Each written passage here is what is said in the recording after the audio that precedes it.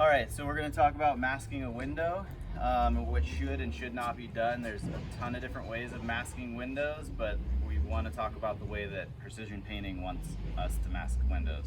So here are the different materials that you could use to mask windows: plastic or paper.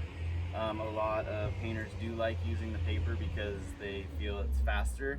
The issue with taking this paper and covering this window is that the customers are now inside of a dark home. So it's very uncomfortable, claustrophobic.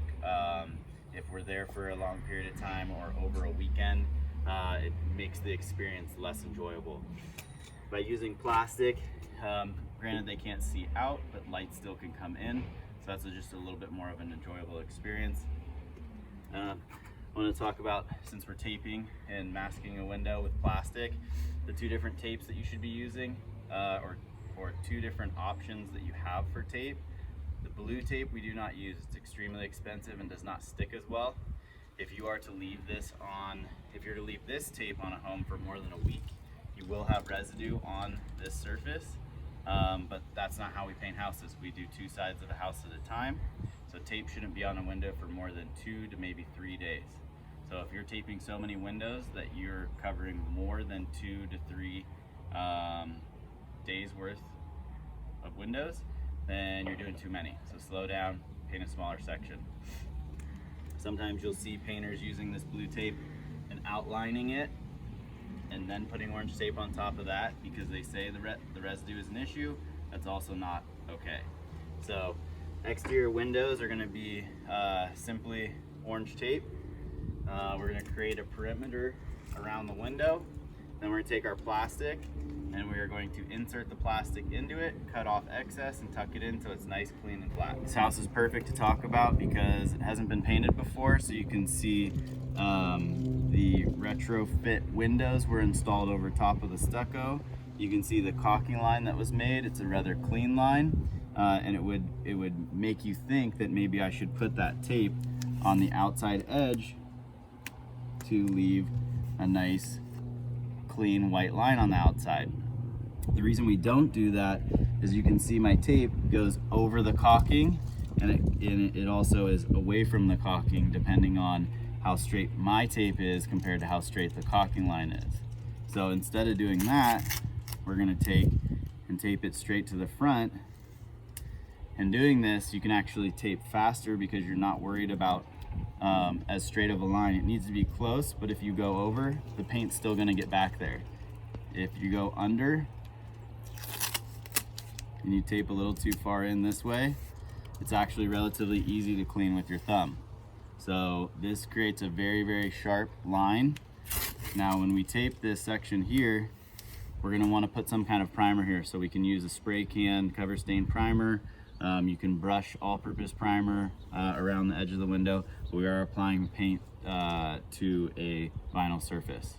So make sure that primer does get applied to this surface here. This is the tape line. This is the only spot for vinyl window tape lines. Don't put it around the side unless you're specifically instructed to. And at that point, we need to talk to the customer about why we don't do that. All right, so I haven't taped a window in probably 6 years.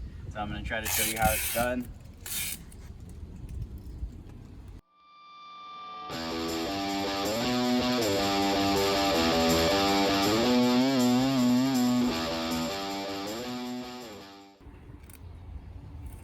Now when I'm applying this tape, I'm pushing on the outside edge, and what that does is actually it provides a curl to it, and I'm pulling on it. And when I pull on it and push at the same time, it'll lift the inside edge.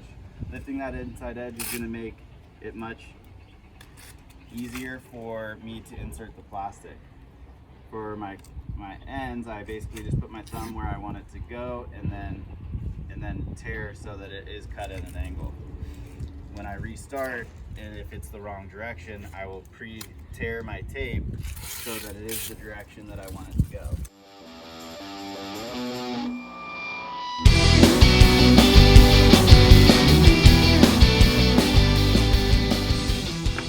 Okay, so now when we're cutting plastic, you want to pull the plastic the short end of the window because it is 12-foot plastic. We're gonna have a lot of excess.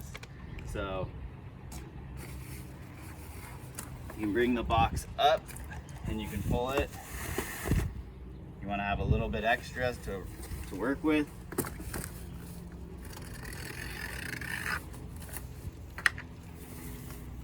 And then you can start inserting.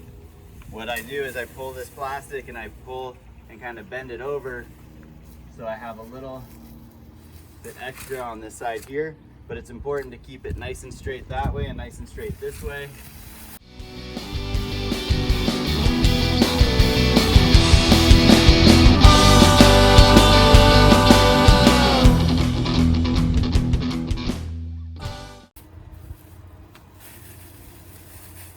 So there's two things you can do.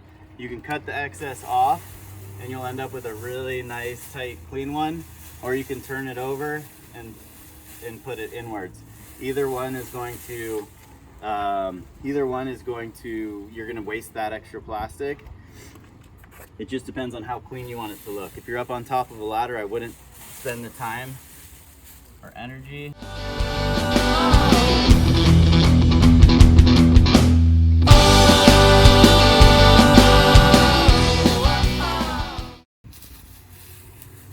When you are tucking this in, you don't want it so tight that if the wind catches it, it only has a little to hang on to.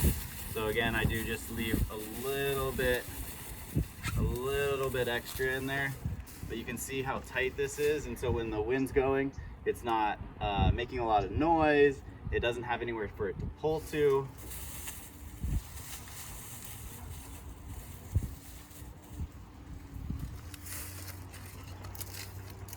So notice here, I did not tuck this in like you would think you would tuck like a present in and tape over. This is actually the back side of the plastic, and that was the fastest, easiest way for me to attach to my plastic. This is what a window should look like when taped properly. 4 pieces of tape, 1 piece of plastic, relatively tight, not a bunch of excess trash everywhere, not 6 pieces of tape in between each section, and it should look clean.